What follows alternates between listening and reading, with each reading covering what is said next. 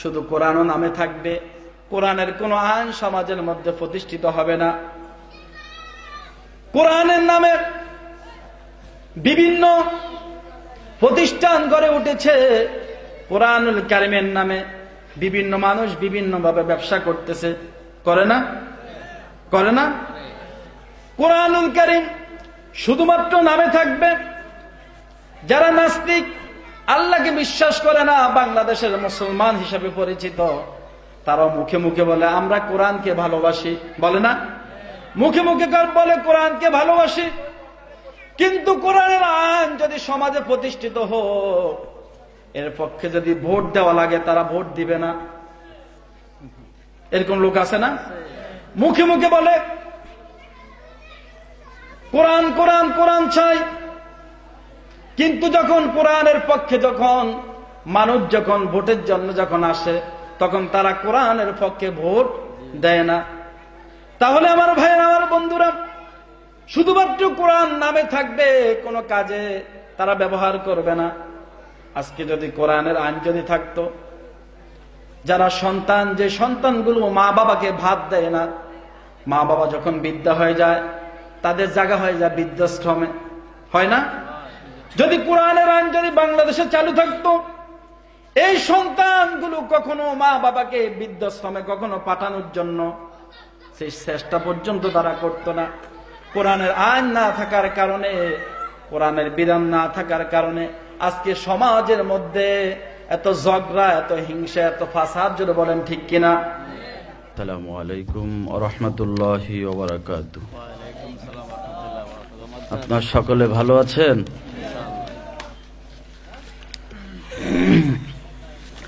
আলহামদুলিল্লাহ আলহামদুলিল্লাহি নাহমাদুহু ওয়া নাস্তাঈনুহু ওয়া নাস্তাগফিরুহু ওয়া নু'মিনু বিহি ওয়া নাতাওয়াক্কালু আলাইহি ওয়া নাউযু বিল্লাহি মিন শুরুরি আনফুসিনা ওয়া মিন সাইয়্যাতি আ'মালিনা মান ইয়াহদিল্লাহু ফালা মুদিল্লা লাহু ومن يضلله فلا هادي له ونشهد أن سيدنا وحبيبنا وطبيب قلوبنا ومولانا محمدا عبده ورسوله الذي أرسله بالحق بشيرا ونذيرا وداعيا إلى الله بإذنه وسراجا وقمرا منيرا فقد قال الله تعالى في كلامه المجيد والفرقانه الحميد أعوذ بالله من الشيطان الرجيم بسم الله الرحمن الرحيم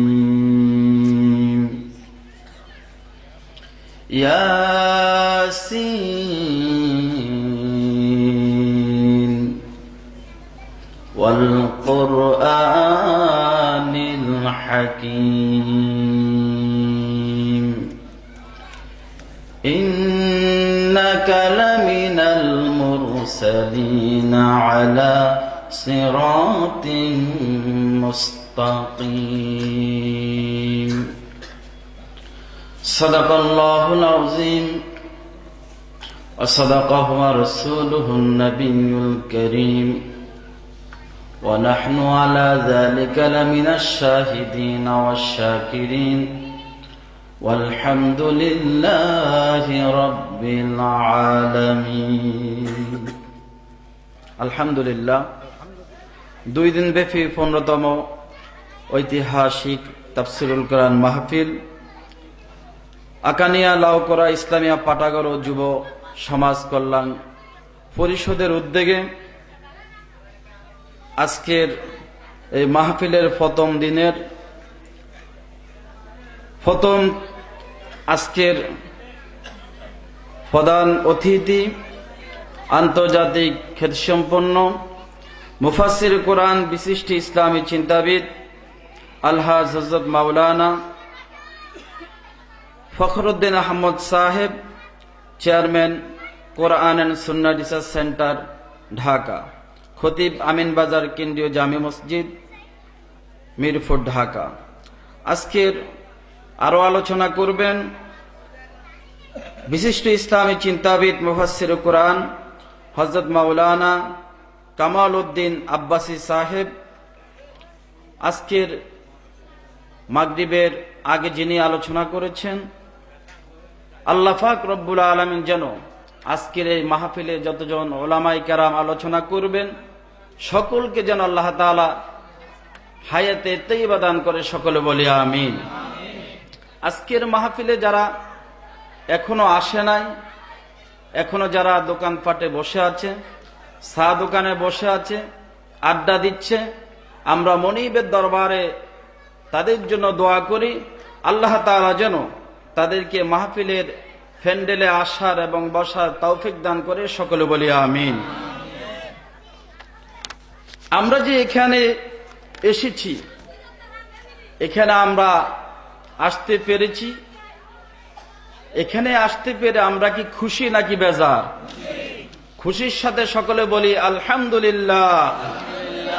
করুন সবাই আল্লাহু আকবার কাবীরা, আলহামদুলিল্লাহি কাসীরা, সুবহানাল্লাহি বুকরাতান ওয়া আসীলা, সুবহানাল্লাহি ওয়া বিহামদিহি আদাদা খালকিহি ওয়া রিদা নাফসিহি ওয়া জিনাতা আরশিহি ওয়া মিদাদা কালিমাতিহি। আমরা শুকর করলাম কার? আরো জোরে বলেন কার? আল্লাহ শুকর করলে লাভ হয় না ক্ষতি হয়? লাভ হয় কার? আল্লাহর না আমাদের? আল্লাহ তাআলা বলেন লা ইন শাকারতুম লা আযীদান্নাকুম ওয়া লা ইন কাফারতুম ইন্না আযাবি লাশাদীদ।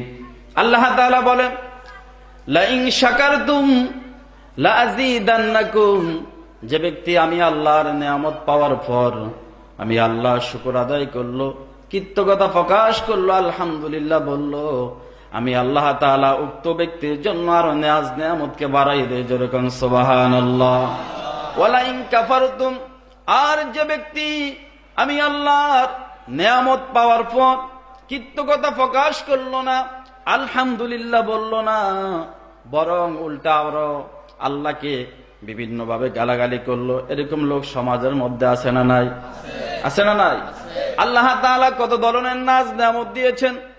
আল্লাহ তাআলা মহাগ্রন্থ আল কোরআনের মধ্যে বলে দিয়েছেন ওয়া ইন তাউদ্দু নি'মাতাল্লাহি লা তুহসুহা।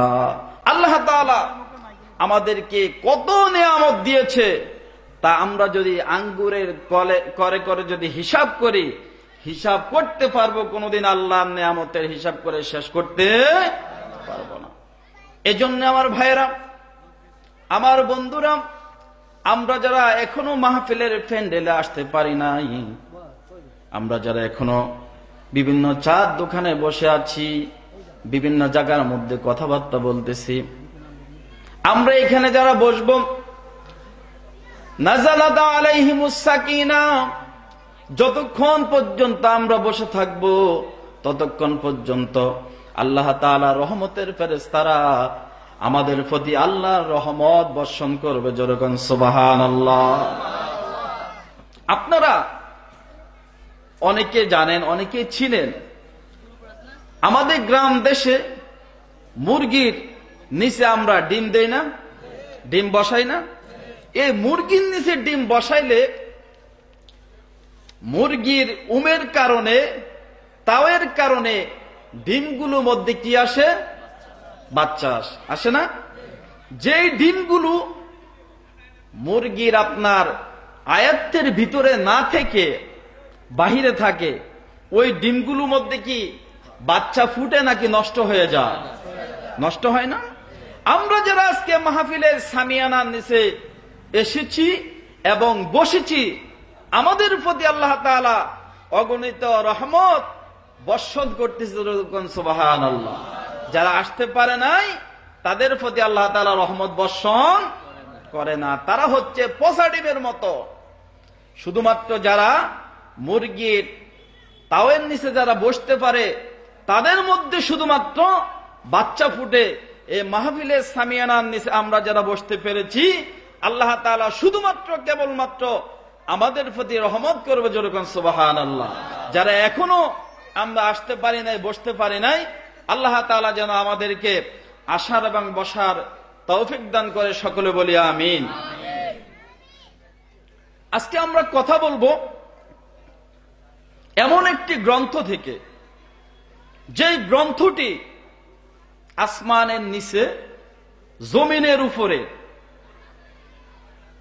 এর থেকে মর্যাদাপূর্ণ, এর থেকে দামি, এর থেকে কোয়ালিটি সম্পূর্ণ কিতাব আর একটি হতে পারে না। বর্তমান বিজ্ঞানের বই, আমরা যারা সায়েন্সে লেখাপড়া করি, আমরা যারা বিজ্ঞান নিয়ে গবেষণা করি, বিজ্ঞানিকের একটা বই পড়লে আমরা ওই ছেলেটাকে অনেক সম্মান করি, করি না? বলি কি, ছেলেটা বিজ্ঞান নিয়ে গবেষণা করতেছে। অথচ আজকের এই বিজ্ঞানিক যুগে কোরআনুল কারীমের কাছে সকল বিজ্ঞানকে আল্লাহ তাআলা এই কোরআনুল কারীমের মাধ্যমে সকল বিজ্ঞানকে আল্লাহ তাআলা পরিত্যাজ্য করে দিলেন, যেরকম সুবহানাল্লাহ। সকল বিজ্ঞানের আধার, সকল বিজ্ঞানের উৎস হলো মহাগ্রন্থ আল কোরআন। সকল বিজ্ঞানের উৎস কি? মহাগ্রন্থ আল কোরআন। এই কোরআনুল কারীম আল্লাহ তাআলা নাজিল করেছেন এমন এক ব্যক্তির উপর, যিনি কোনদিন কোন ইউনিভার্সিটিতে, কোন মাদ্রাসায় লেখাপড়া করেন নাই। করেছে? আমার নবী কোনদিন কোন ইউনিভার্সিটি, কোন মাদ্রাসাত লেখাপড়া করেন নাই। এমন একজন ব্যক্তির উপর আল্লাহ তাআলা মহাগ্রন্থ আল কোরআনুল কারীম নাজিল করলেন। শুধু মাত্র রাসূল করিম সাল্লাল্লাহু আলাইহি সাল্লামের উপর নাজিল করে আল্লাহ তাআলা সীমাবদ্ধ করে রেখে দেন নাই। আল্লাহ তাআলা এই কোরআনুল কারীমকে বিশ্ব মানবতার জন্য, বিশ্ববাসীর জন্য আল্লাহ তাআলা হেদায়েত হিসাবে এই কোরআনুল কারীমকে গ্রহণ করে নিয়েছেন, যেরকম সুবহানাল্লাহ। এই কোরআনুল কারীম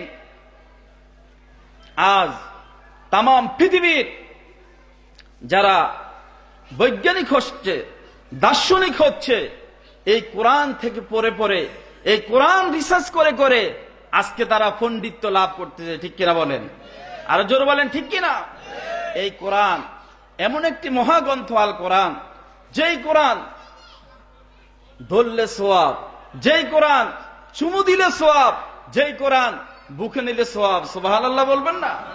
পৃথিবীতে এমন একটি বই নাই যেই বইটাকে আপনি যদি চুমু দেন, যেই কিতাবটাকে আপনি বাংলা যদি বই সারাদিন যদি চুমা দেন, আপনার আমলনামার মধ্যে কোনো সওয়াব লেখা হবে? হবে? কোনো সওয়াব লেখা হবে না।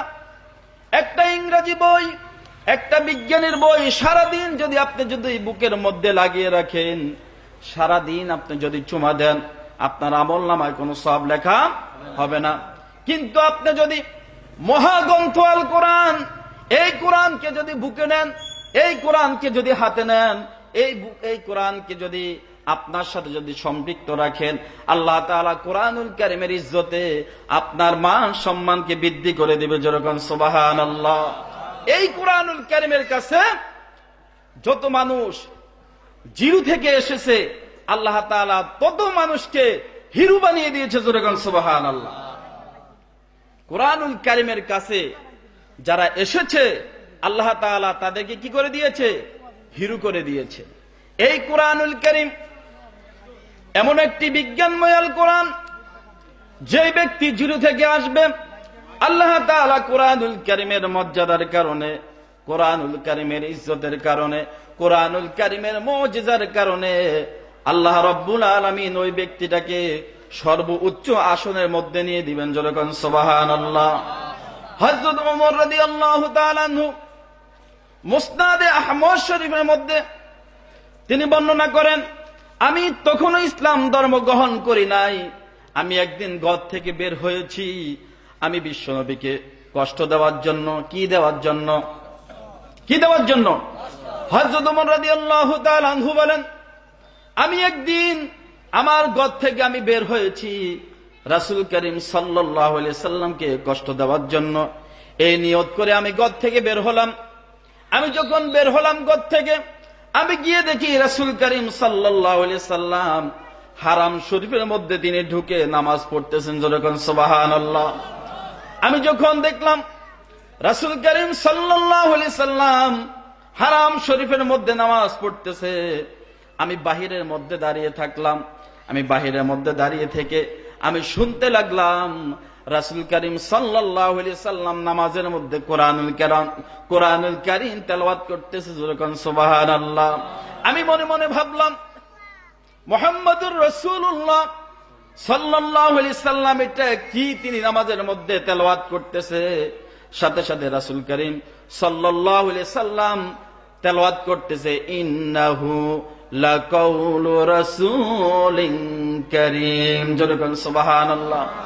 রাসূল করিম সাল্লাল্লাহু আলাইহি সাল্লাম হযরত ওমর রাদিয়াল্লাহু তাআলা আনহু মনে মনে ভাবতেছে, মুহাম্মদ সাল্লাল্লাহু আলাইহি সাল্লাম এটা কি তেলাওয়াত করতেছে। রাসূল করিম সাল্লাল্লাহু আলাইহি সাল্লাম বলতেছে, ইন্নাহু লাকুরআনুন কারীম। এটা হলো সম্মানিত রাসূলের বার্তাবাহক, সম্মানিত রাসূলের বাণী, যা আল্লাহ তাআলার পক্ষ থেকে নাজিল হয়েছে। হযরত ওমর রাদিয়াল্লাহু তাআলা আনহু এবার তিনি দাঁড়িয়ে রইলেন, এবার তিনি শুনতে লাগলেন। সাথে সাথে রাসূল করিম সাল্লাল্লাহু আলাইহি সাল্লাম আবার কোরআনুল কারীম থেকে পড়তে লাগলেন, ওয়ামা হুয়া বিকাউলি শাইর ক্বালিলাম মা তুমিনুন। যখন সুবহানাল্লাহ। হযরত ওমর ভাবলেন রাসূল করিম সাল্লাল্লাহু আলাইহি সাল্লাম কি তেলাওয়াত করতেছে। রাসূল করিম সাল্লাল্লাহু আলাইহি সাল্লাম যে কোরআন তেলাওয়াত করতেছে, হযরত ওমর রাদিয়াল্লাহু তাআলা আনহু মনে মনে বলতেছে, আমার মনে হয় মুহাম্মাদুর রাসূলুল্লাহ সাল্লাল্লাহু আলাইহি সাল্লাম কবি হয়ে গেছে। কি হয়ে গেছে? কবি। এই কথা যিনি তখন ভাবলেন, সাথে সাথে রাসূল করিম সাল্লাল্লাহু আলাইহি সাল্লাম পড়তে লাগলেন, ওয়ামা হুয়া বিকাউলি শাইর ক্বালিলাম মা তুমিনুন। না না না, এটা কোন কবির কাব্য নয়। ক্বালিলাম মা তুমিনুন, তোমরা কম সংখ্যক লোকে তার উপর ঈমান আনয়ন করে থাকো। যেরকম সুবহানাল্লাহ। হযরত ওমর রাদিয়াল্লাহু তাআলা আনহু ভাবলেন, যদি এটা কবির কাব্য না হয় তাহলে এটা কি? সাথে সাথে আবার রাসূল করিম সাল্লাল্লাহু আলাইহি সাল্লাম পড়তে লাগলেন, ওয়ামা হুয়া বিকাউলি শাইরিন ক্বালিলাম মা তাযাক্কারুন। না না না, এটা কোন গণকের কিতাব নয়, তোমরা কম সংখ্যক লোকে তার উপরে চিন্তা গবেষণা করে থাকো। যেরকম সুবহানাল্লাহ। হযরত ওমর রাদিয়াল্লাহু তাআলা আনহু ভাবলেন, যদি এটা কবির কাব্য না হয়, যদি এটা গণকের কিতাব না হয়, তাহলে এটা কি? রাসূল করিম সাল্লাল্লাহু আলাইহি সাল্লাম পড়তে লাগলেন। রাসূল করিম সাল্লাল্লাহু আলাইহি সাল্লাম যখন পড়তে লাগলেন, ওমা হুয়া বিকাউলি শাইর ক্বালিলাম মা তুমিনুন, হযরত ওমর রাদিয়াল্লাহু তাআলা আনহু ভাবতেছে, মুহাম্মাদুর রাসূলুল্লাহ সাল্লাল্লাহু আলাইহি সাল্লাম যেভাবে পড়তেছে মনে হচ্ছে তিনি কবি হয়ে গিয়েছে, মনে হচ্ছে তিনি গণক হয়ে গিয়েছে। রাসূল করিম সাল্লাল্লাহু আলাইহি সাল্লাম এবার পড়তে লাগলেন, তানজিলুম মির রাব্বিল আলামিন। না না না, এটা হলো মহাগ্রন্থ আল কোরআন, মহান আল্লাহ তাআলার পক্ষ থেকে আমার উপর নাজিল কিতাব। যেরকম সুবহানাল্লাহ। এবার হযরত ওমর রাদিয়াল্লাহু তাআলা আনহু মনে মনে ভাবলেন, মুহাম্মদুর রাসূলুল্লাহ সাল্লাল্লাহু আলাইহি সাল্লাম যেভাবে ছন্দের সাথে মিলিয়ে পড়তেছে, আমার মনের কথাগুলো বলতেছে, আমার মনে হচ্ছে তিনি নিজের থেকে কিছু বানাইয়া বানাইয়া বলতেছে। রাসূল করিম সাল্লাল্লাহু আলাইহি সাল্লাম পড়তে লাগলেন, ওয়ালাউ তাকাওয়ালা আলাইনা বাদাল আকাওয়িল।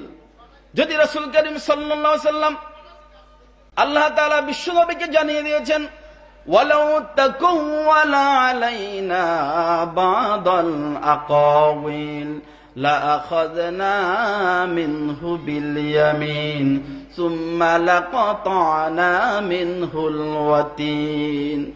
যদি রাসূল করিম সাল্লাল্লাহু আলাইহি সাল্লাম এই কুরআনুল কারীমের মধ্যে আমি আল্লাহর কথা বলে যদি তার নিজের মন করা যদি এই কোরআনের মধ্যে চাপিয়ে দিত, আমি আল্লাহ তাআলা রাসূল করিম সাল্লাল্লাহু আলাইহি সাল্লামের ডান হাতকে চেপে ধরতাম, জোরে কোন সুবহানাল্লাহ, এবং তার কণ্ঠ নালীকে আমি আল্লাহ তাআলা কেটে দিতাম, এবং তোমাদের কেউ এই কাজ থেকে আমাকে কোনোদিন ফিরিয়ে রাখতে পারত না, জোরে কোন সুবহানাল্লাহ। এই কথাগুলো রাসূল করিম সাল্লাল্লাহু আলাইহি সাল্লাম নামাজের মধ্যে পড়তেছে।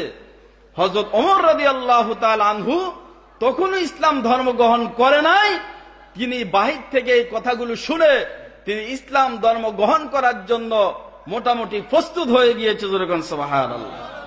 এই সেই মহাগ্রন্থ আল কোরআন, যারা এটা শুনবে, যারা এটা শ্রবণ করবে, তাদের আমলনামায় আল্লাহ তাআলা প্রত্যেকটি অক্ষরে অক্ষরে সওয়াব লিখে দিতেছে, যেরকম সুবহানাল্লাহ।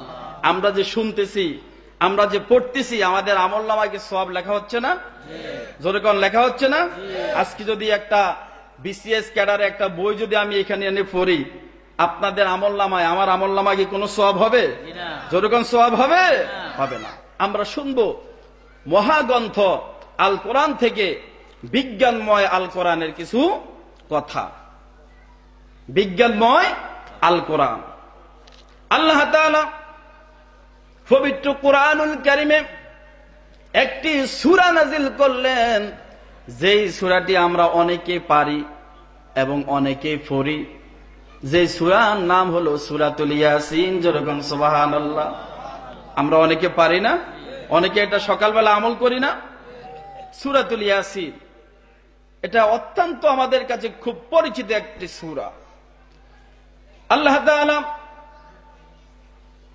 এই সূরার প্রথমে আল্লাহ তাআলা বলে দিয়েছেন, ইয়াসিন ওয়াল কুরআনিল হাকীম। ইয়াসিন এই শব্দগুলোকে বলা হয় হরফে মুকাত্তাআত। কি বলা হয়? হরফে মুকাত্তাআত। এগুলো পবিত্র কোরআনুল কারীমের মধ্যে 29টি সূরার শুরুতে আল্লাহ তাআলা এই শব্দগুলোকে ব্যবহার করলেন, যেরকম সুবহানাল্লাহ। কয়টি সূরার শুরুতে? 29টি সূরার শুরুতে আল্লাহ তাআলা এই ইয়াসিন, আলিফ লাম মিম, কফ, তাহা, আইন, সিন, কফ, নুন, এরকম ভাবে আল্লাহ তাআলা 29টি সূরার শুরুতে এই কোডগুলো ব্যবহার করেছেন, যেরকম সুবহানাল্লাহ। এবং 14টি জায়গায় আল্লাহ তাআলা এই শব্দগুলো ব্যবহার করলেন। এই শব্দগুলোকে হুরুফে মুকাত্তাআত বলা হয়। এগুলোর অর্থ আল্লাহ তাআলা ছাড়া আর কেউ জানে না। রাসূল করিম সাল্লাল্লাহু আলাইহি সাল্লামের উপর এই কোরআন আল্লাহ তাআলা নাজিল করলেন, এবং কি রাসূল করিম সাল্লাল্লাহু আলাইহি সাল্লামও এগুলোর অর্থ জানে না, যেরকম সুবহানাল্লাহ। এগুলোর অর্থ একমাত্র জানেন কে? আর জোরে বলেন কে? আল্লাহ। এগুলোকে অনেকে বলেছে কোরআনুল কারীমের চাবিকাঠি। অনেকেই বলেছে এগুলোর অর্থ আল্লাহ ছাড়া কেউ জানে না। কিন্তু আমাদের বাংলাদেশের কিছু, তাদেরকে কি বলবো, একজন মহিলা, আপনারা হয়তো অনেকে চিনেন, তিনি পার্লামেন্টের মেম্বারও, মমতাজ বেগম। তিনি দেখছি আলিফ লামের মিম এগুলোর অপব্যাখ্যা করতেছে, জোরে কান নাউজুবিল্লাহ। এই একজন, কি বলবো, তাকে খারাপ বললো আবার মামলা হয়ে যাবে, এরকম একজন ব্যক্তি যার কোনো কোরআনে কোনো জ্ঞান নাই, এমন একজন নিকৃষ্ট ব্যক্তি, যেখানে রাইসুল মুফাসসিরিন সহ অনেক উলামায়ে কেরাম বলেছে এগুলার অর্থ একমাত্র জানেন কে? আরো জোরে বলেন কে? রাসূল করিম সাল্লাল্লাহু আলাইহি সাল্লামও জানেন না। আজ বিজ্ঞানীরা গবেষণা করে এগুলোর অর্থ তারা বের করার জন্য চেষ্টা করতেছে। এগুলোতে আল্লাহ তাআলা কি বলে দিয়েছে? তামাম পৃথিবীর সমস্ত মানুষকে আল্লাহ তাআলা এখানে জবান বন্ধ করে দিয়েছে। তোমরা দুনিয়াতে কত কথা বলতে পারো, তোমরা ইসলামের বিরুদ্ধে কথা বলতে পারো, তোমরা কোরআনের বিরুদ্ধে কত কথা বলতে পারো। দেখি তোমাদের বাপের যদি সাধ্য থাকে আলিফ লাম মিম ত সিন মিম হা মিম আইন সিন কফ ইয়াসিন এগুলোর অর্থ যদি তোমরা পারো তোমরা বের করে আনো। পারবে? তাম পৃথিবীর সমস্ত বৈজ্ঞানিকদের মাথায় এখানে হ্যাং হয়ে যাবে, তাম পৃথিবীর দার্শনিকদের মাথায় এখানে হ্যাং হয়ে যাবে। তারা যদি তাদের জীবনের শুরু থেকে মৃত্যুর আগ পর্যন্ত যদি চেষ্টা করে, কোনদিন তারা আলিফ লাম মিমের অর্থ তারা খুঁজে পাবে না। আল্লাহ তাআলা 29টি সূরার শুরুতে এইগুলো কেন ব্যবহার করলেন সেটা একমাত্র ভালোভাবে জানেন কে? আর জোরে বলেন কে? আজ বৈজ্ঞানিকরা এই হরফে মুকাত্তাত শব্দগুলোকে তারা কিভাবে দেখতেছে, আজ বৈজ্ঞানিকরা গবেষণা করে দেখেছে এই হরফে মুকাত্তাত শব্দগুলো আল্লাহ তাআলা কুরআনুল কারীমের পাসওয়ার্ড হিসাবে ব্যবহার করে নিয়েছে। যখন সুবহানাল্লাহ, কি হিসাবে? পাসওয়ার্ড চেনেন তো? একটু সাউন্ড কমান। আমরা পাসওয়ার্ড চিনি তো? আমরা যারা ইন্টারনেট ফেসবুক ব্যবহার করি, প্রত্যেকটি ফেসবুক অ্যাকাউন্টের পিছনে এক একটি পাসওয়ার্ড আছে না নাই? আছে না নাই? আপনার পাসওয়ার্ড কি আমি জানি? আমার পাসওয়ার্ড কি আপনি জানবেন? যদি বলে দেয় তাহলে জানবে। এই ছাড়া একজনের পাসওয়ার্ড আরেকজন কি জানবে? জানবে না। কিন্তু আজকে তো দেখি আমাদের পাসওয়ার্ড হ্যাক হয়ে যায়, হ্যাকিং হয় না? আমাদের বিশ্ব ব্যাংকের অনেক সময় দেখি অ্যাকাউন্টের পাসওয়ার্ড হ্যাক হয়ে যায়। কিন্তু আল্লাহর কুরআনুল কারীমের পাসওয়ার্ড তাম পৃথিবীর সমস্ত মানুষ মিলেও যদি চেষ্টা করে কোনদিনে কি হ্যাক করা সম্ভব হবে? হবে না। আল্লাহ তাআলা এই হরফে মুকাত্তাত শব্দগুলো ব্যবহার করে তাম পৃথিবীর সমস্ত মানুষকে বুঝিয়ে দিয়েছেন, তোমরা যত বড় পণ্ডিত হও, তোমরা যত বড় জ্ঞানী হও, তোমরা যত বড় গুণী হও, আমি আল্লাহর কুরআনুল কারীমের কাছে তোমরা কিচ্ছু না। ডক্টর মোহাম্মদ শহীদুল্লাহ বলেছেন, তোমরা যত বড় বিজ্ঞানী হও, যত বড় ডাক্তার হও, যত বড় ইঞ্জিনিয়ার হও, তোমার ভিতরে যদি কুরআনুল কারীমের জ্ঞান যদি না থাকে, তুমি শিক্ষিত তবে মূর্খ শিক্ষিত। কি শিক্ষিত? মূর্খ শিক্ষিত। তোমার মধ্যে যদি কুরআনুল কারীমের জ্ঞান যদি না থাকে, এই শিক্ষিত আল্লাহর কাছে কোনো দাম নেই। আমার ভাইয়েরা, আমার বন্ধুরা, সর্বশেষ বিজ্ঞানীরা আজকে প্রমাণ করতে তারা বাধ্য হয়েছে। সাউন্ড কমাই দেন না। আজকে বিজ্ঞানীরা প্রমাণ করতে বাধ্য হয়েছে আল্লাহ তাআলা 29টি সূরার শুরুতে হরফে মুকাত্তাত শব্দ কেন ব্যবহার করেছে, এটার একমাত্র উদ্দেশ্য এবং লক্ষ্য শুধুমাত্র জানেন কে? আরো জোরে বলেন কে? আল্লাহ পাক। তারপরে আল্লাহ তাআলা শুরু করলেন ইয়াসিন ওয়াল কুরআনিল হাকীম। বিজ্ঞানময় শপথের, বিজ্ঞানময় কোরআনের শপথ। বিজ্ঞানময় কিসের শপথ? কোরআনটা কি ময়? কোরআনের মধ্যে বিজ্ঞানিক আছে না নাই? আছে না নাই? যত বিজ্ঞানী আছে, পানি বিজ্ঞানী, স্রষ্টা বিজ্ঞানী, তথ্য বিজ্ঞানী, যত বিজ্ঞানী বলেন, সকল বিজ্ঞানের আসল আধার উৎস কি? মহাগ্রন্থ আল কোরআন। এই কোরআন হলো সকল বিজ্ঞানিকদের মূল উৎস। বিজ্ঞানিকরা যেটা তারা সারা জীবন চিন্তা করে গবেষণা করে বাহির করতে পারবে না, সেটা যদি তারা কোরআনুল কারীমের মধ্যে একটু চেষ্টা করে, একটু যদি গবেষণা করে, তাহলে তারা কোরআনুল কারীমের মধ্যে সেই তত্ত্বগুলো খুঁজে পাবে। যেরকম সুবহানাল্লাহ। আমার ভাইয়েরা, আমার বন্ধুরা, আল্লাহ তাআলা সকল বিজ্ঞানের আধার হিসেবে কোরআনুল কারীমকে ব্যবহার করেছে। ডক্টর মরিস বুকাইলি নামক একজন দার্শনিক ছিলেন, গবেষক ছিলেন। তার নাম ছিল ডক্টর মরিস বুকাইলি। তিনি তাওরাত কিতাব পড়েছিলেন। তাওরাত কিতাব পড়ার পর তিনি একবার জানতে পারলেন মিশরের ফেরাউন, নাম শুনেছেন? মিশরের ফেরাউনকে আল্লাহ তাআলা 3116 বছর নীল নদীর পানির নিচে আল্লাহ তাআলা চুবিয়ে রেখেছিল। কত বছর? 3116 বছর ফেরাউনকে আল্লাহ তাআলা পানির নিচে সুটকি দিয়ে রেখে দিয়েছিল।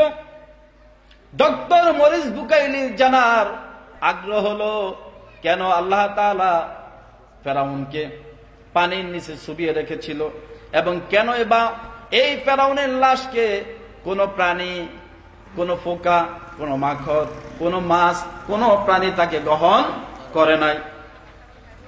মরিস বুকাইলি তিনি যখন ফেরাউনকে নিয়ে গবেষণা করতে লাগলেন, 1881 সাল থেকে 1895 সাল পর্যন্ত তিনি ফেরাউনকে নিয়ে গবেষণা করতে লাগলো। তিনি ছিলেন প্যারিসে। তিনি মিশরের বাদশার কাছে আবেদন করলেন, ও মিশরের বাদশা, ফেরাউনের লাশটাকে প্যারিসের মধ্যে পাঠিয়ে দাও, আমরা ফেরাউনের লাশটাকে নিয়ে আমরা গবেষণা করব। কি করব? কি করব? গবেষণা করব। কেন আল্লাহ তাআলা ফেরাউনকে এইভাবে ছুবিয়ে রেখেছিল এবং কি কারণে ফেরাউনের লাশটা কোনো একটা প্রাণী গ্রহণ করে নাই এবং ফেরাউনের লাশটা ফোসো নাই, গন্ধ ছুটে নাই। এজন্য মরিস বুকাইলি তিনি প্যারিসের মধ্যে ছিলেন। মিশরের প্রেসিডেন্টকে তিনি যখন আবেদন করলেন, মিশরের প্রেসিডেন্ট ডক্টর মরিস বুকাইলির কথা অনুযায়ী ফেরাউনকে প্যারিসে পাঠিয়ে দিলেন। তার অনেক সঙ্গী টঙ্গী অনেক সাদরে তাকে গ্রহণ করলেন। প্যারিসের মধ্যে যখন মরিস বুকাইলের আমন্ত্রণে ফেরাউনকে সেখানে নিয়ে গেলেন, মিস্টার ফেরাউনকে নিয়ে গবেষণা করবে একদল গবেষক, তাদের প্রধান হলো ডক্টর মরিস বুকাইলি। কয়েকজন গবেষকদের সমন্বয়ে একটা কমিটি গঠন করলো। কমিটি গঠন করে তারা ফেরাউনের লাশকে নিয়ে তারা গবেষণা করতে লাগলো। এক পর্যায়ে তারা গবেষণা করে দেখেছে ফেরাউনের লাশের মধ্যে লবণের কিছু অংশ রয়েছে, যে লবণের অংশের কারণে আল্লাহ তাআলা এই লবণের অংশ তার শরীরে দিয়ে দেওয়ার কারণে কোনো মাছ, কোনো পোকামাকড় ফেরাউনের লাশটাকে গ্রহণ করতে রাজি হয় না। যেরকম সুবহানাল্লাহ। তখন ডক্টর মরিস বুকাইলি তিনি ভাবলেন, একজন হঠাৎ তাকে বললেন যে আপনি তো তাওরাত পড়েছেন, এই মিস্টার ফেরাউনের কথা আল্লাহ তাআলা কোরআনুল কারীমের মধ্যে বলে দিয়েছে। যেরকম সুবহানাল্লাহ। তখন ডক্টর মরিস বুকাইলি একজন মুসলিম দার্শনিকের সাথে যোগাযোগ করলেন, আলাপ করলেন আর বললেন ফেরাউনের কথা আল্লাহ তাআলা কোরআনুল কোথায় বলে দিয়েছেন। একজন মুসলিম দার্শনিকদের সাথে যখন ডক্টর মরিস বুকাইলি যখন তিনি আলাপ করলেন, তাকে বলে দেওয়া হলো সূরাতুল ইউনূসের 92 আয়াতের মধ্যে আল্লাহ তাআলা ফেরাউন সম্পর্কে বলে দিয়েছেন। যেরকম সুবহানাল্লাহ। আল্লাহ তাআলা বলেন, فَالْيَوْمَ نُنَجِّيكَ بِبَدَنِكَ لِمَنْ خَلْفَكَ آيَةٌ। এই আয়াতের মধ্যে আল্লাহ তাআলা ফেরাউনকে যে 3116 বছর নীল নদীর মধ্যে, লোহিত সাগরের মধ্যে তাকে যে চুবাই রেখেছে, সেই প্রমাণ আল্লাহ তাআলা এই আয়াতের মধ্যে বলে দিয়েছে। ডক্টর মরিস বুকাইলি এই আয়াত যখন তিনি কোরআনুল কারীমের মধ্যে তিনি যখন পাইলেন, তিনি এই কোরআনের আয়াতটাকে পড়ে তিনি ঈমান আনার জন্য আগ্রহ প্রকাশ করে দিলেন। যেরকম সুবহানাল্লাহ। তিনি সূরাতুল ইউনূসের 92 আয়াত যখন পড়লেন, ফেরাউন সম্পর্কে তিনি যখন তথ্য জানলেন, তিনি তখন ঈমান আনার জন্য কি হলেন? অগ্রসর হয়ে গেলেন। ডক্টর মরিস বুকাইলি তিনি একজন খ্রিস্টান ছিলেন। তিনি কিভাবে মুসলমান হবেন? তিনি একজন মুসলমানের সান্নিধ্য লাভ করলেন, তারপরে তিনি মুসলিম হলেন। মুসলিম হয়ে তিনি ভাবলেন, আমি তো বিভিন্ন গ্রন্থ পড়েছি, বিভিন্ন বই পড়েছি, তাওরাত পড়েছি, জবুর পড়েছি, ইনজিল পড়েছি, বিভিন্ন গ্রন্থ পড়েছি, ওই গ্রন্থের মধ্যে ভুল আছে। আমি কুরআনুল কারীমে ভুল আছে কিনা তা প্রমাণ করার জন্য আমি কুরআনুল কারীম শিখব। জোরে সুবহানাল্লাহ। ডক্টর মরিস বুকাইলি কুরআনুল কারীম শিখেছে কি হেদায়েতের নিয়তে নাকি ভুল ধরার জন্য? কিসের জন্য? ভুল ধরার জন্য। ডক্টর মরিস বুকাইলি মুসলমান হলেন, কুরআনুল কারীম তিনি শিখলেন। শিখার পর তিনি ভাবলেন, আমি যদি ভালোভাবে যদি কোরআনটাকে যদি আমি ঘামার আর্টিকেল সব যদি আমি ভালোভাবে না জানি, তাহলে তো আমি এই কুরআনুল কারীমের ভুল ধরতে পারবো না। তাই তিনি ভালোভাবে কুরআনুল কারীমের ঘামার সব কিছু তিনি ভালোভাবে জানলেন। এবার জানার পর তিনি কুরআনুল কারীম হাতে নিলেন। তিনি কুরআনুল কারীম হাতে নিয়ে যখন পড়তে লাগলেন, শুরুতে আল্লাহ তাআলা আবার হুরুফে মুকাত দিয়ে, হুরুফে মুকাত শব্দ দিয়ে আলিফ লাম মিম এই শব্দ দিয়ে আল্লাহ তাআলা আবার সমস্ত দার্শনিক বৈজ্ঞানিকদের মাথা এখানে হ্যাং করে দিলেন। যখন সুবহানাল্লাহ। ডক্টর মরিস বুকাইলি প্রথমে দেখলেন, আমি তো আলিফ লাম মিম এর অর্থ আমি জানি না, বা আমি জানার জন্য চেষ্টা করি না। তারপরে দেখি কি হয়। তারপরে তিনি পড়তে লাগলেন, যালিকাল কিতাবু লা রাইবা ফীহি হুদাল লিল মুত্তাকিন। যখন সুবহানাল্লাহ। ডক্টর মরিস বুকাইলি যখন আল্লাহর কুরআনুল কারীম তিনি যখন পড়া শুরু করলেন, প্রথমে তিনি দেখলেন যালিকাল কিতাব, এটা এমন এক ধরনের কিতাব, লা রাইবা ফীহি, এতে কোনো সন্দেহ নাই, কোনো ভুল নাই। যখন সুবহানাল্লাহ।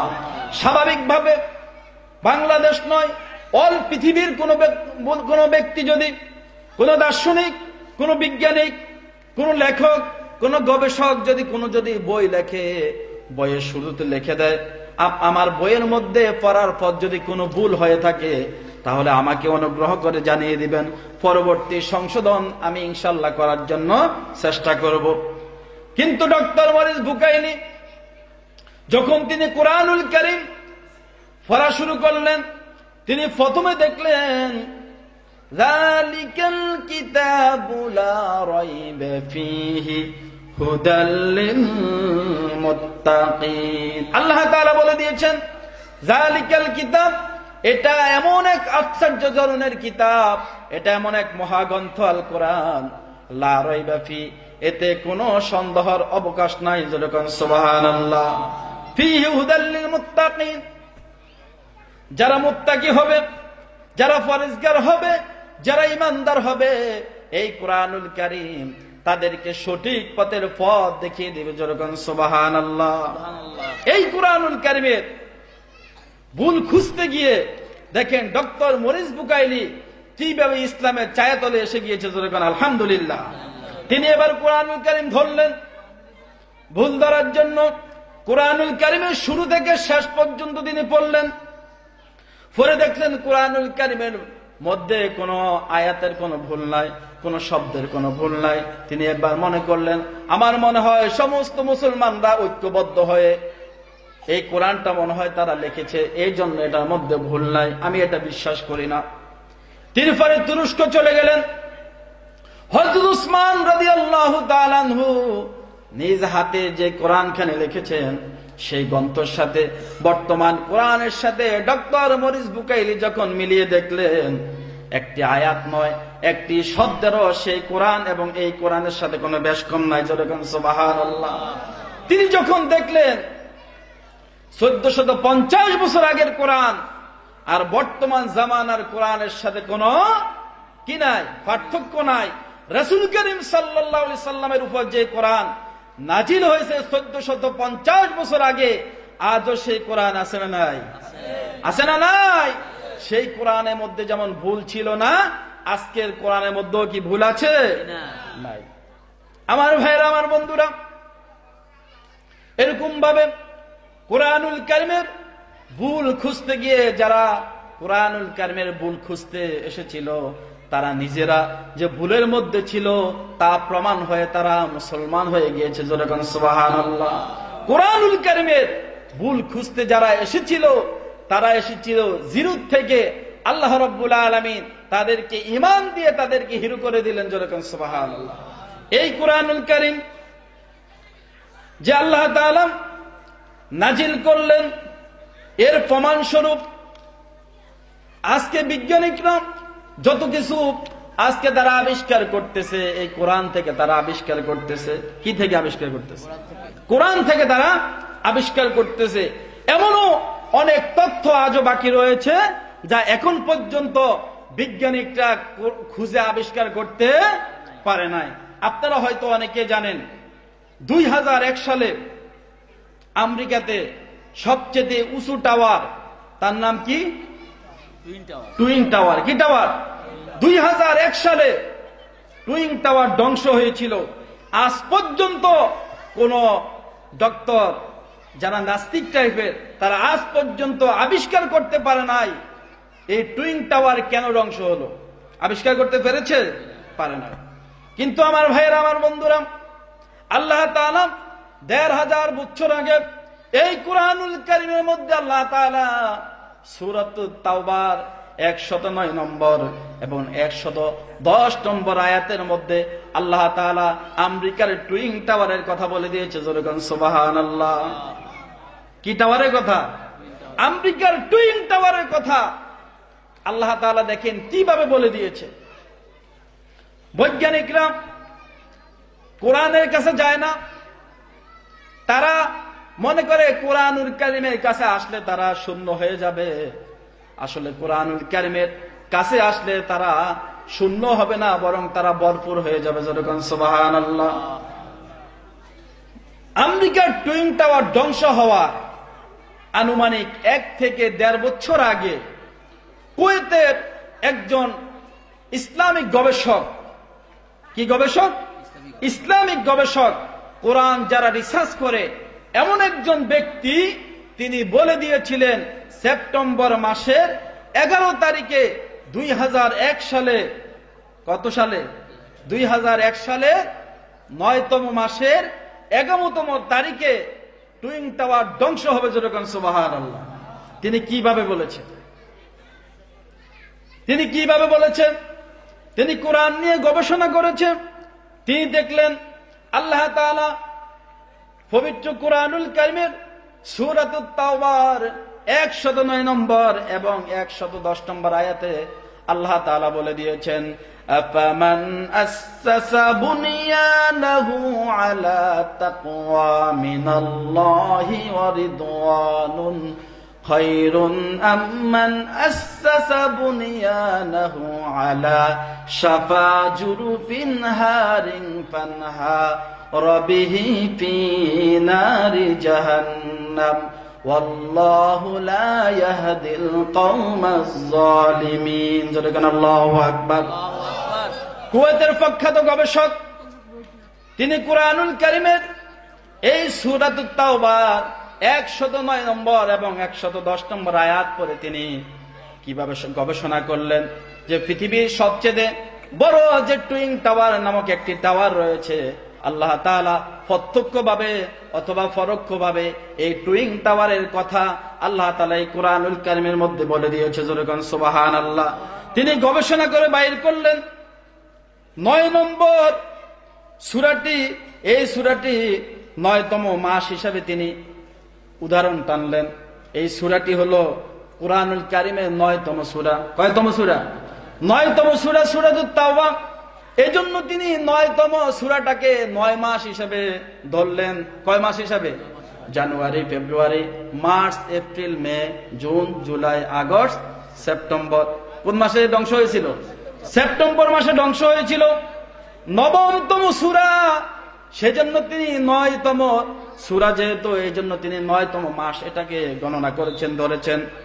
তারপরে তিনি এই আয়াতটি 11তম পারার এই সূরাটি, এই আয়াতটি কততম পারা?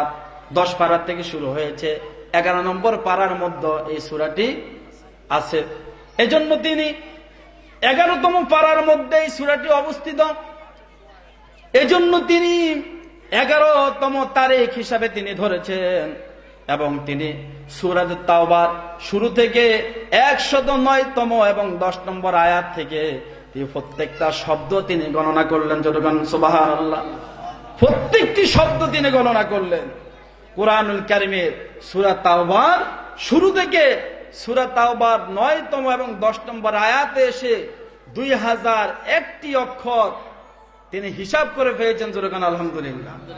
এই হিসাবে তিনি 2001টি শব্দ যখন পেয়েছে, তিনি 2001 সালকে তা বুঝিয়ে নিয়েছেন। যতক্ষণ সুবহানাল্লাহ। সূরা তাওবার শুরু থেকে 109তম আয়াত পর্যন্ত কয়টি অশব্দ? 2001টি। এই 2001টি শব্দ থেকে তিনি 2001 সালকে আবিষ্কার করলেন। 9তম সূরা থেকে 9তম মাস হিসাবে তিনি আবিষ্কার করলেন। 11তম পারা হিসাবে তিনি 11 তারিখ হিসাবে তিনি ধারণা করলেন এবং তিনি আরো ধারণা করলেন 10 নম্বর আয়াতে আল্লাহ তাআলা লা ইয়াজালু বুনিয়ানুহুমুল্লাযী বানাউ ফি লা ইয়াজালু বুনিয়ানুহুমুল্লাযী বানাউ রিবাতান ফি কুলুবিহিম লা ইয়াজালু বুনিয়ানুহুমুল্লাযী।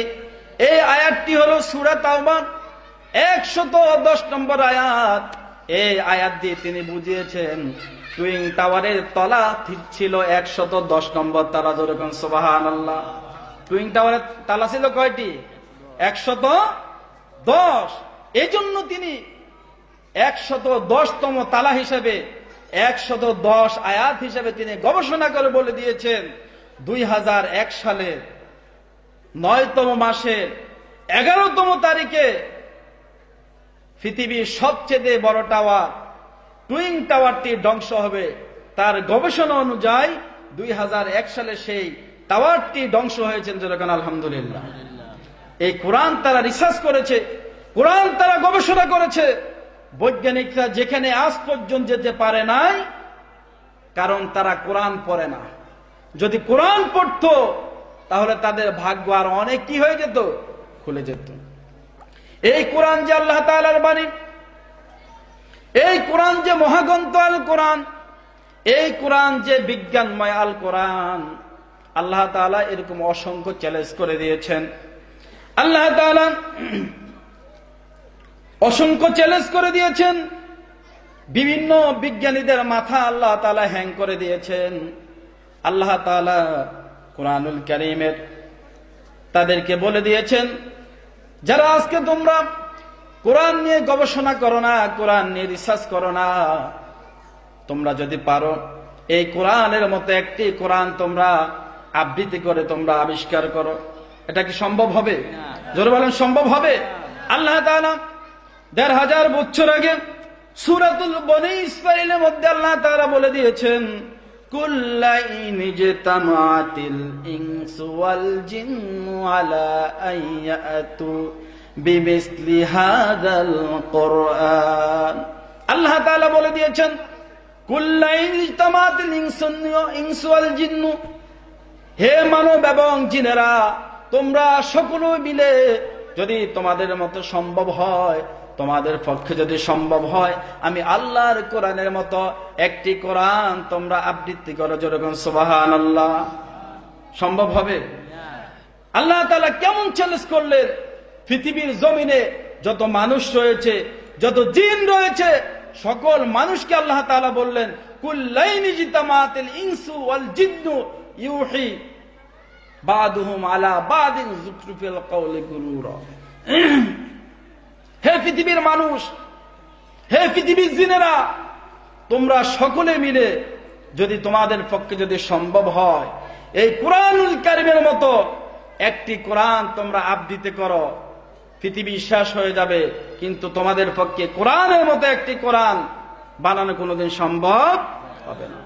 আল্লাহ তাআলা শুধু তাই নয়, সূরাতুল বাকারার 13 নম্বর আয়াতে আল্লাহ তাআলা বলে দিয়েছেন, وَإِن كُنتُمْ فِي رَيْبٍ مِّمَّا نَزَّلْنَا عَلَى عَبْدِنَا فَأْتُوا بِسُورَةٍ مِّن مِّثْلِهِ وَادْعُوا شُهَدَاءَكُم مِّن دُونِ اللَّهِ إِن كُنتُمْ صَادِقِينَ। আল্লাহ তাআলা বলে দিয়েছেন, وَإِن كُنتُمْ فِي رَيْبٍ مِّمَّا نَزَّلْنَا আলা আবদিনা ফাতু বিসূরাতিন মিন মিসলিহি। আমি আমার হাবিবের উপর, আমার নবীর উপর আমি যে কিতাবকে নাজিল করেছি, এই কোরআনকে নাজিল করেছি, তোমাদের যদি কারো যদি সন্দেহ হয়, তোমাদের কারো যদি কি হয়, সন্দেহ হয়, আল্লাহ তাআলা কেমন চ্যালেঞ্জ করলেন, ওয়া ইন কুনতুম ফি রাইবিন মিম্মা নাযালনা আলা আবদিনা ফাতু বিসূরাতিন মিন মিসলিহি ওয়াদউ শুহাদাকুম মিন দুনিল্লাহি ইন কুনতুম সাদিকিন। আমি যে আমার হাবিবের উপর, আমার নবীর উপর এই কিতাবকে নাজিল করেছি, তোমাদের সকলের যদি সাধ্য থাকে কুরআনুল কারীমের ছোট্ট একটি সূরার ন্যায় তোমরা একটি সূরা তোমরা আবৃত্তি করো, তাদের পক্ষে কি সম্ভব হবে? জোরে কান হয়েছে না। শুধু তাই নয়, আল্লাহ তাআলা আরো বলে দিলেন, ওয়াদউ শুহাদাকুম মিন দুনিল্লাহি ইন কুনতুম সাদিকিন। তোমরা তাদেরকে ডেকে আনো যাদেরকে তোমরা সত্যবাদী হিসাবে মনে করো, আল্লাহ তাআলা ব্যতীত তোমরা যাদেরকে সত্যবাদী মনে করো, বিভিন্ন দেব দেবীকে তোমরা যারা সত্যবাদী হিসাবে তাদের পূজা করো, এর মধ্যে যদি তোমরা যদি পারো, জিনদেরকেও তোমরা যদি পারো ডেকে আনো, সকল মানুষ মিলে তোমরা যদি তোমাদের পক্ষে যদি সম্ভব হয় এই কুরআনুল কারীমের মতো ছোট্ট একটি সূরা তোমরা আবৃত্তি করে দেখাও। যেরকম সুবহানাল্লাহ। সম্ভব হয়েছে? জোর বলেন হয়েছে? আর কি সম্ভব হবে না। আজ বিজ্ঞানিকরা আবিষ্কার করেছে, বিজ্ঞানিকরা আজকে গবেষণা করে দেখেছে, কোন মানুষ যদি কুরআনুল কারীমের মতো ছোট্ট একটি সূরা যদি কোন মানুষের যদি বানাদু করার জন্য চিন্তা করে, গবেষণা করে, তাহলে উক্ত মানুষকে 750 কোটি বছর একটানা বাঁচতে হবে। যেরকম সুবহানাল্লাহ। কত বছর? 750 কোটি বছর।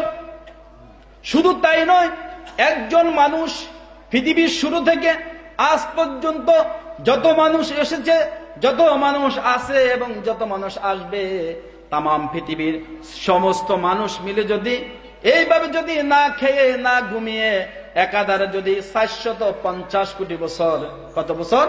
750 কোটি বছর একটানা যদি তারা যদি শুধু কোরআন নিয়ে গবেষণা করে, রিসার্চ করে, পৃথিবীর শুরু থেকে আজ পর্যন্ত যত মানুষ এসেছে, যত মানুষ আছে এবং আসবে, সকল মানুষ মিলে, এবং তাদের দীর্ঘ হায়াত হতে হবে কমপক্ষে 750 কোটি বছর।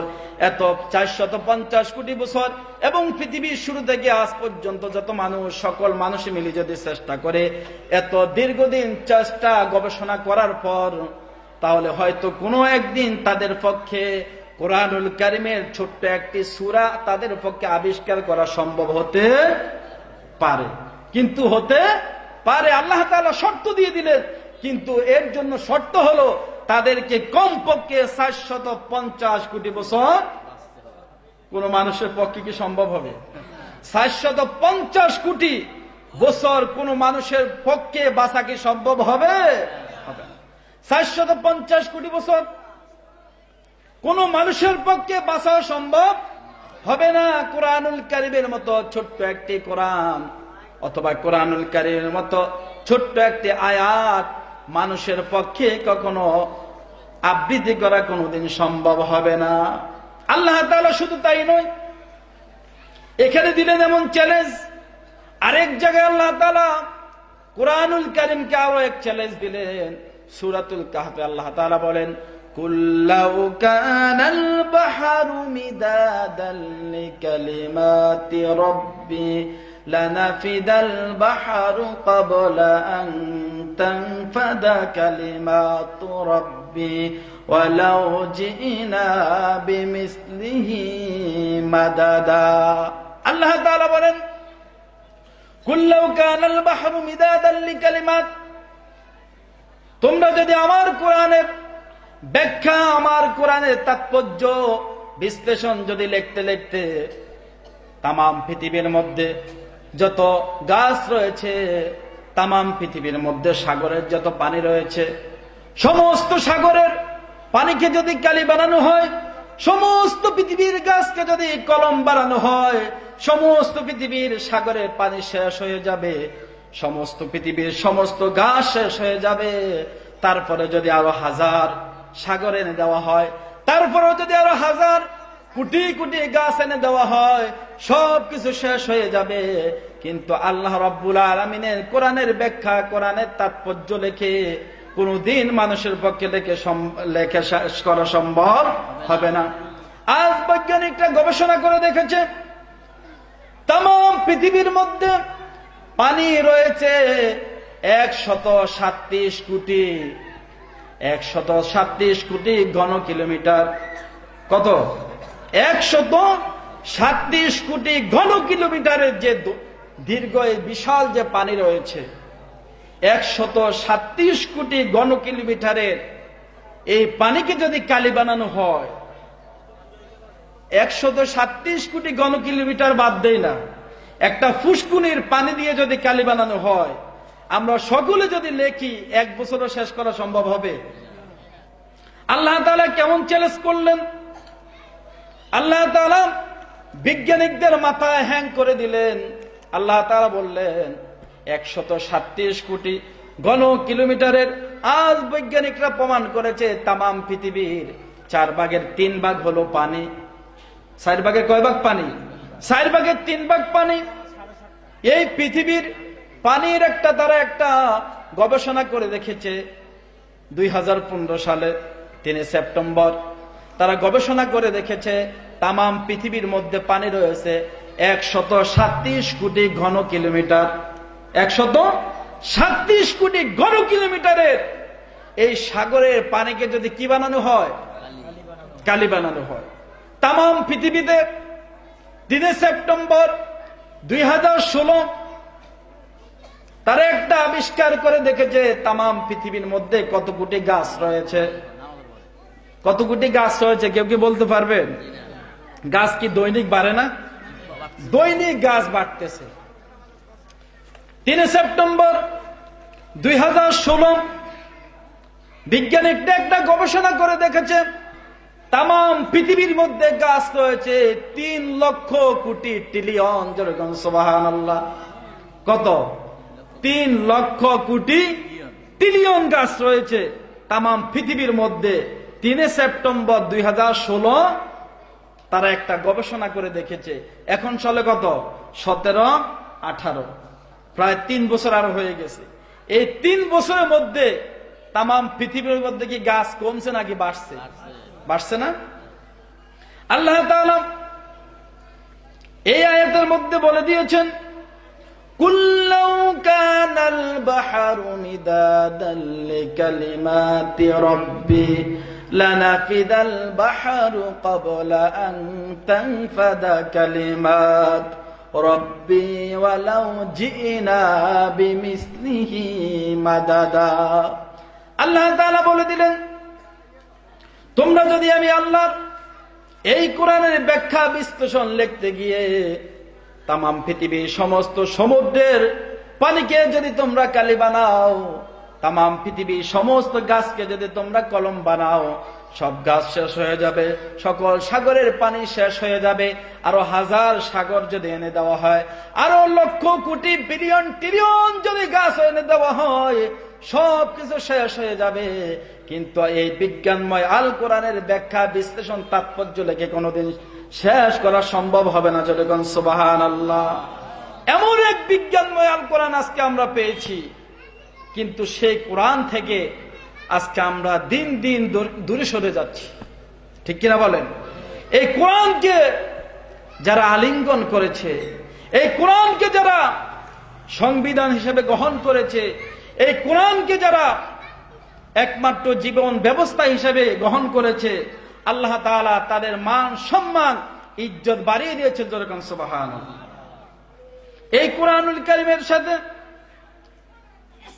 35 টাকার একটা কাপড়, 35 থেকে 30 টাকা অথবা 40 টাকা গজের একটা কাপড়, 1 টন কাপড় যখন কোরআনুল কারীমের সাথে যখন লেগে যায়, অটোমেটিকলি এই কোরআনুল কারীমের মর্যাদার কারণে 35 থেকে 40 টাকার একটা কাপড়ের দাম আল্লাহ তাআলা বৃদ্ধি করে দেয়। জোরে বলেন সুবহানাল্লাহ। পৃথিবীর সবচেয়ে যে সেরা দামি কাপড়, সে কাপড়কে যদি আপনি পাড়া দেন, আপনি কি কখনো সেই কাপড়টাকে চুমু খাবেন? কিন্তু 30 থেকে 40 টাকার একটা কাপড়,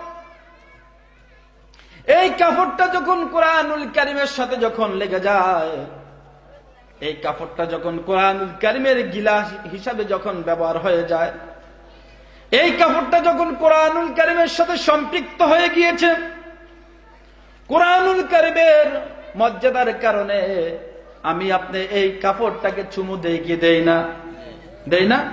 কেন দেই? কাপড়ের মর্যাদার কারণে নাকি কোরআনের মর্যাদার কারণে? কোরআনের মর্যাদা বেশি না কম? আর জোরে বলেন, বেশি না কম? শুধু তাই নয়, এলাকার সবচেয়ে দুর্বল গাছ, যেই গাছকে আমরা মান্দার গাছ অনেকে আমরা বলে থাকি, সেই মান্দার গাছের একটা কাঠ সবচেয়ে নিম্ন স্তরের কাঠ, যে কাঠ আমরা আগুনে বেশিরভাগ ব্যবহার করি। এই কাঠ দিয়ে যদি কোরআনুল কারীমের রেয়াল বানানো হয়, যেটার মধ্যে রেখে আমরা কোরআনুল কারীম পড়ি, এই মান্দার গাছের কাঠ যখন কোরআনুল কারীমের সাথে সম্পৃক্ত হয়ে যায়, এই কাঠটা যখন কোরআনুল কারীমের রেয়াল হিসেবে যখন ব্যবহৃত হয়ে যায়, এই কাঠের মর্যাদা আল্লাহ তাআলা বৃদ্ধি করে দেয়। যেরকম সুবহানাল্লাহ।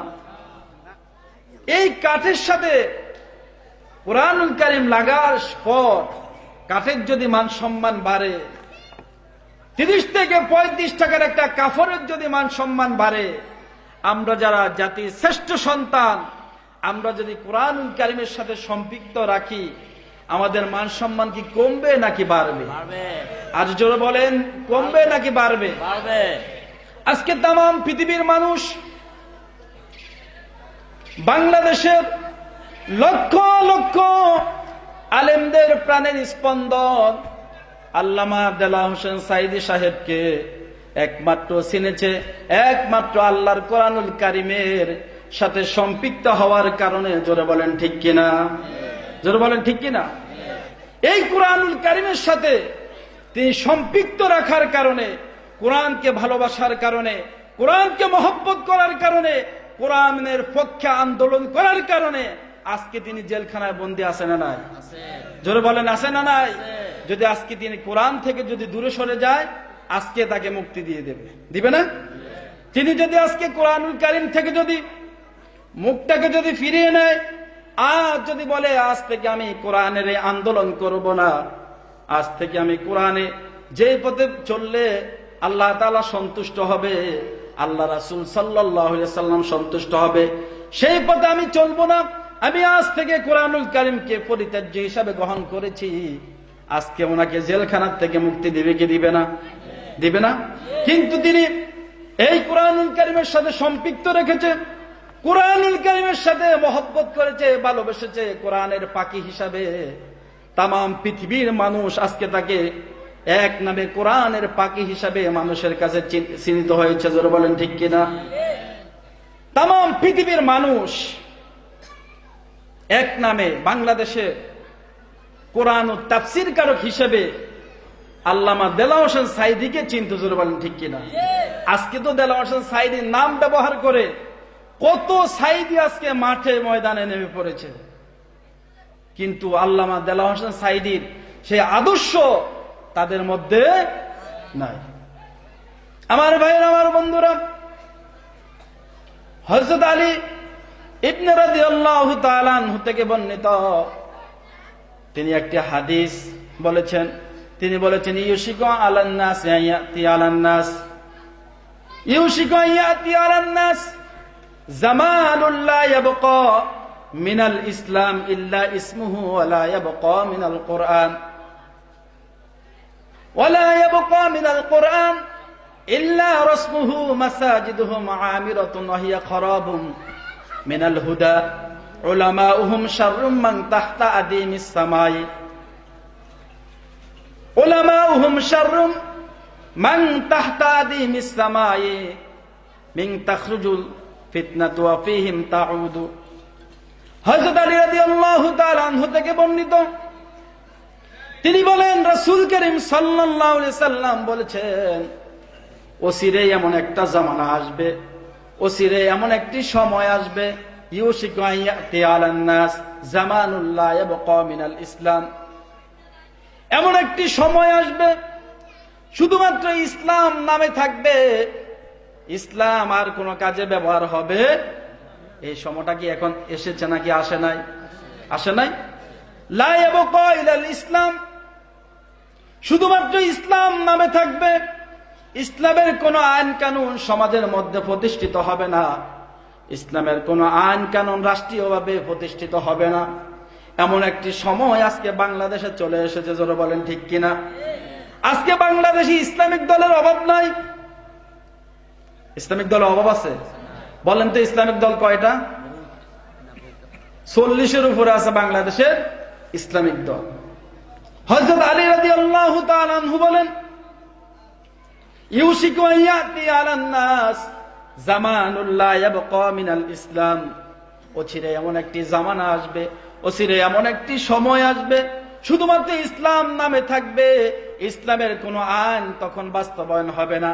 আজকে ইসলামের নাম দিয়ে ইসলামকে ব্যবহার করে অনেক ইসলামী সংগঠন সমাজের মধ্যে আছে না নাই? আছে না নাই? তাদের কোনো কার্যক্রম ইসলামের পক্ষে নাই, শুধুমাত্র নামে ইসলামিক দল। এই ইসলামিক দল নাম দিয়ে এমন কার্যকলাপ করে, অন্য একটা ইসলামিক দল যে কার্যকলাপ করে না, সে ইসলামিক দল নাম দিয়ে তার থেকে বেশি নিকৃষ্ট কাজ করে, জোরে বলেন ঠিক কিনা?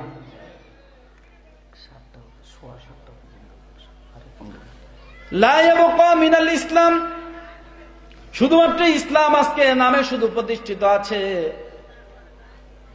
আজকে ইসলামিক নাম দিয়ে কোনো কাজ হবে না। যদি ইসলামের পক্ষে যদি কথা না বলি, ইসলামের পক্ষে যদি কাজ না করি, ইসলামী আন্দোলন যদি আমি না করি, তাহলে ইসলামিক দল দিয়ে কি কোনো কাজ হবে? কোনো কাজ হবে? লা ইয়াবকা মিনাল ইসলাম, ইসলাম শুধুমাত্র নামে থাকবে, ইসলামিক কোন আইন সমাজের মধ্যে প্রতিষ্ঠিত থাকবে না। আজকে যদি বাংলাদেশের মধ্যে আল কোরআনের 2টি আইন যদি সমাজের মধ্যে প্রতিষ্ঠিত থাকতো, আমার মনে হয় বাংলাদেশ সোনালী যুগের মতো আবার সেই সোনালী যুগ ফিরে আসতো, যেরকম ঠিক কিনা? 1 নম্বর হলো, বাংলাদেশে যদি ইসলামিক আইন অনুযায়ী চুরি করলে যদি হাত কাটতো, কি করলে? চুরি করলে যদি চুরের দায়ে যদি হাত কাটতো, আর জিনা ব্যভিচার করলে যদি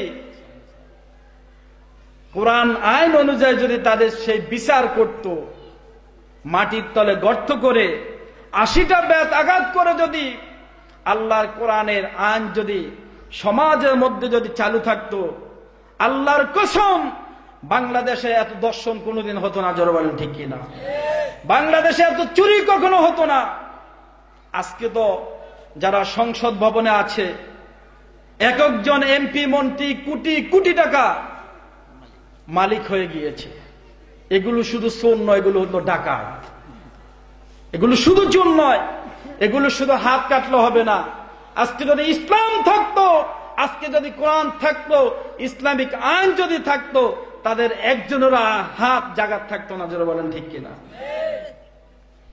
ইউশিকু আন ইয়াতি আলান নাস জামানুল লা ইয়াবকা মিনাল ইসলাম ইল্লা ইসমুহু ওয়া লা ইয়াবকা মিনাল কোরআন। শুধু কোরআনও নামে থাকবে, কোরআনের কোন আইন সমাজের মধ্যে প্রতিষ্ঠিত হবে না।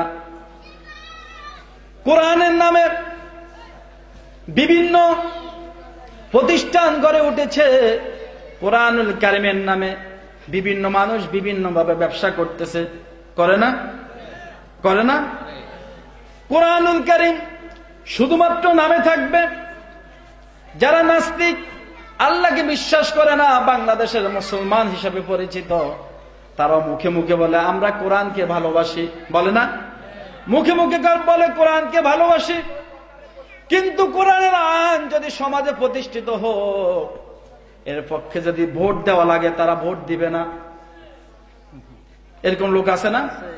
মুখে মুখে বলে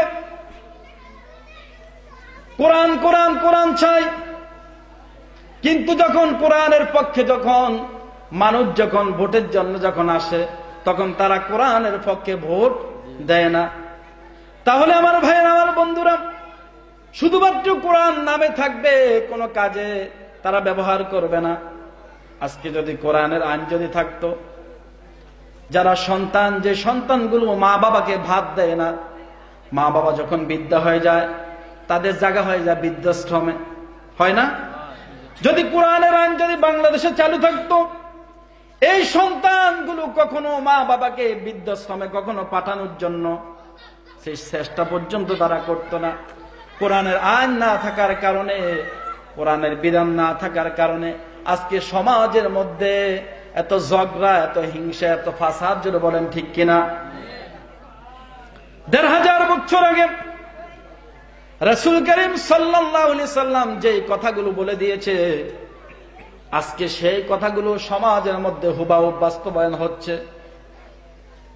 ইসমুহু আলা ইয়াবকা মিনাল কুরআন রাসমুহু মাসাজিদুহুম আমিরাতুন ওয়া খারাবুম মিনাল হুদা। মসজিদগুলো হবে খুব জাঁকজমকপূর্ণ। আজকে মসজিদগুলো খুব জাঁকজমকপূর্ণ না? কার থেকে কে কত সুন্দর করে মসজিদ করবে, মসজিদ কার থেকে কে কত সুন্দর করে মসজিদ করবে, এই প্রতিযোগিতার মধ্যে নেমে পড়েছে। কিন্তু মসজিদের খোরাক যে মুসল্লি, সেই মুসল্লি আজকে মসজিদের মধ্যে নাই, জোরে বলেন ঠিক কিনা? মাসাজিদুহুম আমিরাতুন ওয়া হিয়া খারাবুম মিনাল হুদা। মসজিদগুলো হবে জাঁকজমকপূর্ণ, কিন্তু মসজিদ থাকবে হেদায়েত শূন্য। মসজিদ থাকবে জাঁকজমকপূর্ণ, কিন্তু মসজিদ থাকবে হেদায়েত শূন্য। মসজিদের কমিটি কিভাবে হবে? আল্লাহ তাআলা কুরআনুল কারীমের মধ্যে বলে দিয়েছে, ইন্নামা ইয়ামুরু মাসাজিদাল্লাহি মান আমানা বিল্লাহি ওয়াল ইয়াউমিল আখির ওয়া আকামুস সালাহ ওয়া আতাজ যাকাতা ওয়া লাম ইয়াখশা ইল্লাল্লাহ। আল্লাহ তাআলা বলেন, ইন্নামা ইয়ামুরু মাসাজিদাল্লাহ, নিশ্চয় মসজিদ আবাদ করবে তারা যারা মান আমানা বিল্লাহ, আল্লাহর প্রতি কি আনে? ঈমান আনে। মান আমানা বিল্লাহি ওয়াল ইয়াউমিল আখির, আখিরাতের উপর বিশ্বাস করে। ওয়া আকামুস সালাতা, এবং সালাত কায়েম করে। ওয়া আতাজ যাকাত, এবং যাকাত প্রদান করে। ওয়া লাম ইয়াখশা ইল্লাল্লাহ, আল্লাহকে প্রকৃত অর্থে ভয় করে। এমন লোক হবে মসজিদ কমিটি। আজকে অধিকাংশ মসজিদ কমিটি দেখা যায় সুদখোর, অধিকাংশ মসজিদ কমিটি দেখা যায় ঘুষখোর। আছে না নাই? আছে না নাই? এইদিকে মনে হয় নাই, আমাদের কুমিল্লা, চাঁদপুরে অনেক জায়গা আছে। মসজিদ কমিটিগুলো নাস্তিক, মসজিদ কমিটিগুলো ধর্ম নিরপেক্ষ। এজন্য আলেমগুলো আজকে তাদের কাছে জিম্মি হয়ে পড়েছে। আলেমগুলো আজকে মসজিদের মধ্যে হক কথা বলতে পারে না, জোরে বলেন ঠিক কিনা? আলেমগুলোকে আজকে তারা জিম্মি করে রেখেছে।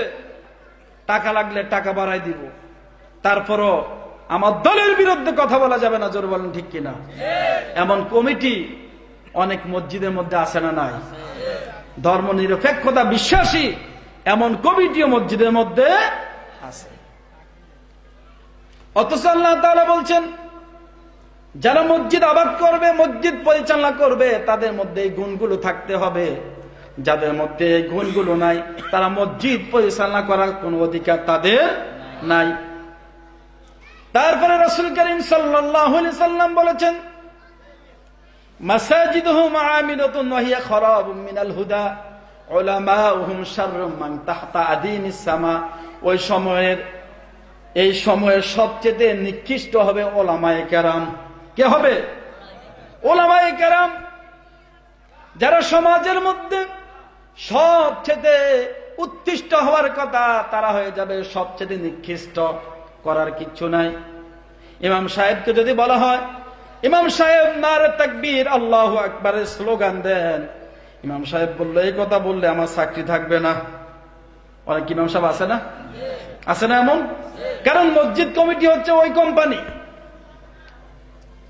ওলামাগুলো হবে এমন সমাজের নিকৃষ্ট, তাদেরকে দিয়ে সরকার বাহাদুর এমন কাজ করাবে যে কাজগুলো শয়তানও নিজে কোনোদিন করে না। এমন কাজ করতেছে না আজকে বাংলাদেশের এমন অনেক ওলামায়ে কেরাম এমন কাজ করে, শয়তানও এই কাজ করবে না। জোরে বলেন ঠিক কিনা? উলামাউহুম শাররুম মান তাহতা আদিমিস সামা। সমাজের মধ্যে ওই সময় সবচেয়ে নিকৃষ্ট মানুষগুলো সমাজের মধ্যে ওই সময় নিকৃষ্ট কাজগুলো করবে ওলামায়ে কেরাম। যে ওলামায়ে কেরাম আল্লাহর পক্ষে কথা বলবে, যেই ওলামায়ে কেরাম গুলো রাসূলের পক্ষে কথা বলবে, ইসলামের পক্ষে কথা বলবে, আজকে তারাই ইসলামের বিরুদ্ধে কথা বলে। জোরে বলেন ঠিক কিনা? এমন আলেম আছে না নাই? উলামাউহুম শাররুম মান তাহতা আদিমিস সামা। এমন নিকৃষ্ট ওলামায়ে কেরাম হবে এবং তাদের মধ্য থেকে ফিতনা সৃষ্টি হবে। কি সৃষ্টি হবে? কি সৃষ্টি হবে? আজকে বাংলাদেশে ফিতনা সৃষ্টি আছে না নাই? আছে না নাই? আজকে কুমিল্লাতে দেখে এসেছি, আমার কওমি ভাইয়েরা এতদিন তারা আমাদের বিরোধিতা করত, আল্লাহ তাআলা এখন তাদের মধ্যে ফেস লাগাই দিছে। কওমি আজকে দুই গ্রুপ হয়ে গিয়েছে। এই দুই গ্রুপ হওয়ার একমাত্র কারণ হলো, তোমরা যদি আজকে ফাজাইল আমল না করে যদি আল্লাহর কোরআন আমল করতে, তাহলে তোমাদের মধ্যে আজকে কখনো দুই গ্রুপ হতো না। সহি কোরআন সুন্নাহর দিকে ফিরে আসো, রাসূলের আদর্শের পথে ফিরে আসো, আল্লাহর কোরআনের পথে চলো, কোরআনের সমাজ কায়েম করো, ইসলামী আন্দোলন করো, আনুগত্য করো, নেতার আনুগত্য করো। আজকে তো তাদের মধ্যে আনুগত্য নাই। 3 চিল্লা 4 চিল্লা দিয়ে মনে করে আমি বড় আমির হয়ে গিয়েছি, আমি যেটা বলি আমার কথায় পুরা ইস্তেমার মাঠ চলবে। তুমি সারা জীবন সুদ খেয়েছ, সারা জীবন ঘুষ খেয়েছ, পুলিশ অফিসার, বিজিবির অফিসার, সেনাবাহিনীর অফিসার, সারা জীবন অপকর্ম করে মানুষ হত্যা করে শেষ বয়সে একটু তাবলিগে গিয়ে মনে করে আমি বড় আল্লাহর ওলি হয়ে গিয়েছি। এমন আছে না? এদের কারণে আজকে তাদের মধ্যে দ্বন্দ্ব শুরু হয়ে গিয়েছে। রাসূল করিম সাল্লাল্লাহু আলাইহি সাল্লাম 1400 বছর আগে সাহাবীদেরকে যে হাদিস বলে দিয়েছে, সেই হাদিস আজকে মোটামুটি পুরা সমাজের মধ্যে কি হয়ে গিয়েছে? বাস্তব মুখ ধারণ করেছে। আজকে সমাজের মধ্যে ওলামায়ে কেরাম যেখানে হকের পক্ষে থাকবে, ওলামায়ে কেরাম যেখানে ইসলামের পক্ষে থাকবে, আজকে সেই ওলামায়ে কেরাম ইসলামের বিপক্ষে কথা বলতেছে। আজকে এমন আলেমের অভাব, যে আলেমদেরকে কোটি টাকা দিল তাদের ঈমান বিক্রি করবে না। বাংলাদেশের গৌরব, বাংলাদেশের অহংকার, আমি মনে করি এক সময় 3 জন ব্যক্তি ছিল। কয়জন ব্যক্তি? এক সময় বাংলাদেশের গর্ব ছিল 3 জন ব্যক্তি। তাফসীর কারক যদি হিসাবে কোনো মানুষ যদি কাউকে চিনত, এক নামে সকলে চিনত, আল্লামা দেলাওয়ার হোসেন সাঈদী। উনি শুধু কোরআনের তাফসীর করত। দ্বিতীয়ত মানুষ যদি কোনো মুফতিকে চিনত, এক নামে মানুষ চিনত মুফতি ফজলুল হক আমিনী রহমতুল্লাহ আলাইহি। আল্লাহ পাক রব্বুল আলামিন তার কবরখানাকে জান্নাতের টুকরায় পরিণত করে দেখ, সকলে বলি আমিন। তিনি ছিল বাতিলের হুঙ্কার, সারা জীবন নাস্তিকদের বিরুদ্ধে আন্দোলন করেছে। আজকে তার ছেলে আবার তাদের সুরে আজকে সুর মিলাচ্ছে। জোরে বলেন ঠিক কিনা? আমার মনে হয় মুফতি ফজলুল হক আমিনী যদি বেঁচে থাকতো, অথবা আল্লাহ তাআলা যদি এখন যদি তাকে আবার জীবিত করতো, বলতো তুই আমার পুত্র নয়, তুই আমার পুত্র নামের কলঙ্ক, যার কারণে আমি ইন্তেকাল করেছি, আমাকে গৃহবন্দী করে রেখেছে, তাদের পক্ষে আজকে আবার তুমি তাদের তালে আজকে তুমি হাত মিলাচ্ছ। 3 নম্বর হলো, 2 নম্বরে মানুষ ছিল মুফতি ফজলুল হক আমিনী, 3 নম্বর শাইখুল হাদিস আল্লামা আজিজুল হক রহমতুল্লাহ আলাইহি। শাইখুল হাদিস মানুষ এক নামে তাকে চিনত, খতিবের মধ্যে মানুষ এক নাম দিয়ে চিনত, বাইতুল মুকাররমের খতিব নাম কি? ওবায়দুল হক রহমতুল্লাহ আলাইহি। আজকে রহমাহুল্লাহ, আল্লাহ পাক রব্বুল আলামিন তারা আমাদের থেকে চলে গিয়েছে, তাদের কবরগুলোকে যেন আল্লাহ পাক রব্বুল আলামিন জান্নাতের উচ্চ মাকাম দান করে, সকলে বলে আমিন। বিশেষ করে আগামী 30 তারিখে বাংলাদেশে ইলেকশন আসতেছে। এই ইলেকশনের মাধ্যমে আমাদের ঈমান পরীক্ষা হবে। কি পরীক্ষা হবে? 500 টাকা খেয়ে ঈমান বিক্রি করবেন না। একদিনের 500 টাকা আপনার 5 বছরের কষ্ট গ্রহণ করতে হবে। ঈমানটাকে মজবুত করুন, ইসলামের পক্ষে রায় দিবেন, কোরআনের পক্ষে রায় দিবেন। যেই দল ক্ষমতায় আসলে ইসলামের উপকার হবে, কোরআনের আলেমদেরকে সম্মান করবে, কোরআনের আলেমদেরকে ইজ্জত করবে, এই দলের পক্ষে আমরা সকলে রায় দিব। জোরে বলেন ঠিক কিনা? আর জোরে বলেন ঠিক কিনা?